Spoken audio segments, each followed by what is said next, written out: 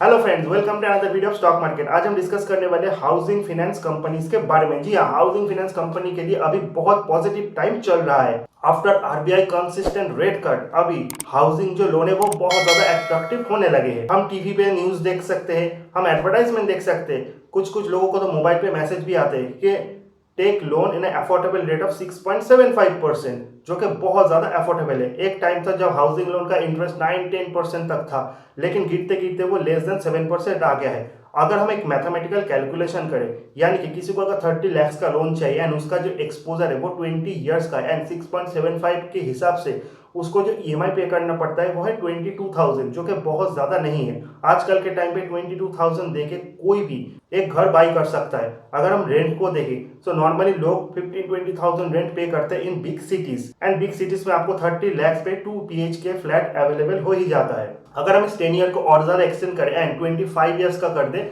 That particular time पे आपका जो ईएमआई है वो 2,000 रुपए और घट जाएगा, यानी कि वो 20,000 तक आ जाएगा। आजकल के टाइम में जिस तरह से लोगों के पास डिस्पोजेबल इनकम बढ़ रहा है एंड हाउसिंग फाइनेंस कंपनीज जो है वो बहुत अफोर्डेबल रेट में आपको घर ऑफर कर रहे हैं एंड गवर्नमेंट का एक सपोर्ट भी है, यानी कि अफोर्डेबल हाउसिंग, ये तीनों कॉम्बिनेशन बहुत ही फिट बैठता है and present day for buying a house.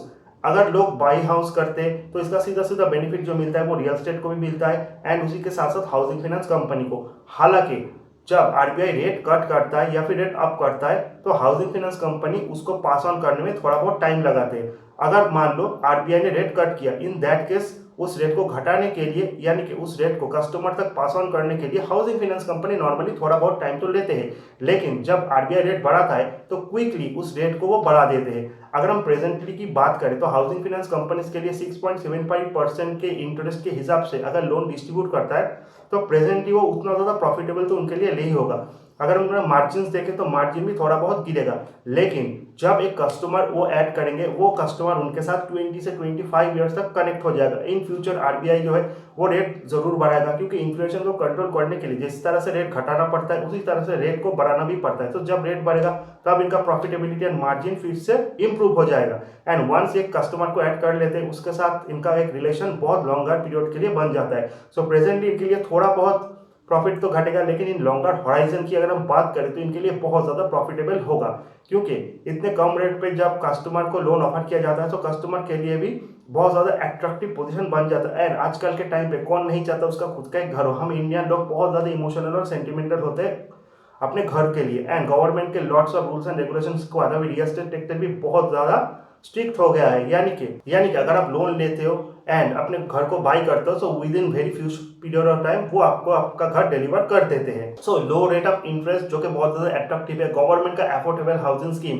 जिससे इंटरेस्ट पे आपको बहुत ज्यादा सब्सिडी भी मिलता है। And last but not the least real estate sector बहुत ही अफोर्डेबल रेट पे आजकल आपको घर ऑफर कर रहे हैं आपके कन्वीनियंस के हिसाब से। ये तीनों चीज बहुत ही परफेक्ट बैठता है एंड सभी के लिए बहुत ज्यादा benefitable. For longer horizon housing finance company सबसे ज्यादा बेनिफिट है, प्रेजेंट टाइम के लिए रियल एस्टेट के लिए भी बेनिफिट है। हम देख सकते हैं रियल एस्टेट स्टॉक में बहुत ज्यादा स्पाइक हमने देखा एंड सबसे ज्यादा बेनिफिटेबल तो कस्टमर के लिए है, क्योंकि उन्हें बहुत अफोर्डेबल रेट में एक घर मिल रहा है। अगर कोई इंसान 15-20,000 रुपीज पे कर रहा है फॉर हिज रेंट, वो इजीली 20,000 दे के अपना घर लेना ज्यादा प्रेफर करेगा। ये था आज के वीडियो का टॉपिक। हाउसिंग फाइनेंस कंपनी के लिए बहुत अच्छे दिन आ चुके हैं एंड इन फ्यूचर ये कंपनीज भी बहुत अच्छा ग्रोथ दिखाने वाले हैं।